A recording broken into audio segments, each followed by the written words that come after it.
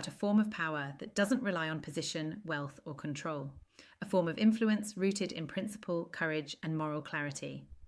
This is the story of Malala Yousafzai.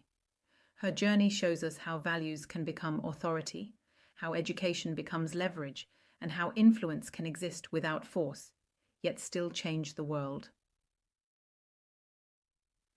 Yousafzai was born in 1997 in Pakistan's Swat Valley, a region shaped by beauty, tradition, and later conflict. From an early age, education was central to her identity, not by accident, but by influence.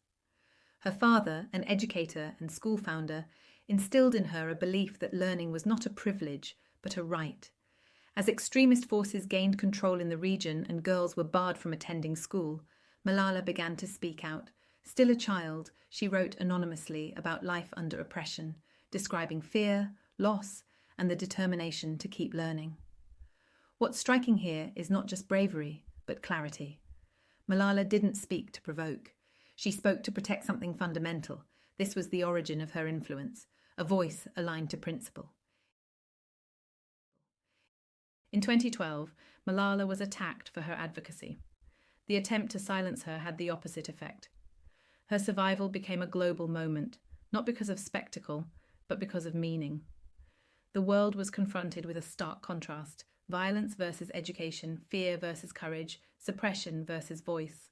Malala's response was not anger or retaliation, it was resolve. Rather than retreating, she amplified her mission. Education became not just her cause, but her platform. And in that moment, Malala's influence shifted from local advocacy to global moral leadership. This is a rare transition, from individual story to universal symbol. Malala holds no political office. She does not command armies or corporations, yet she has addressed world leaders, institutions, and global forums with authority few can claim.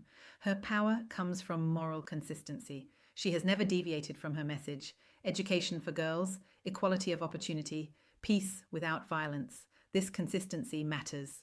In an era where influence is often diluted by contradiction, Malala's clarity strengthens her credibility. She demonstrates that authority does not always come from hierarchy. Sometimes it comes from alignment between words, actions, and sacrifice. This is influence without force, but with weight. One of the most important shifts in Malala's journey is the move from advocacy to infrastructure. Through the Malala Fund, she helped build an organization focused on enabling girls' education at scale. This transition matters. Influence that lasts must move beyond voice into systems. The fund invests in local educators, advocates, and policy change across multiple countries. Rather than centralizing power, it distributes it, amplifying voices on the ground. This reflects a sophisticated understanding of leadership. Malala does not position herself as the solution. She builds platforms for others to lead.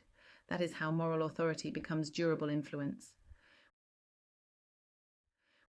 With global recognition comes complexity. Malala has faced criticism from political actors, commentators, and even communities who question her positioning, representation, or symbolic role.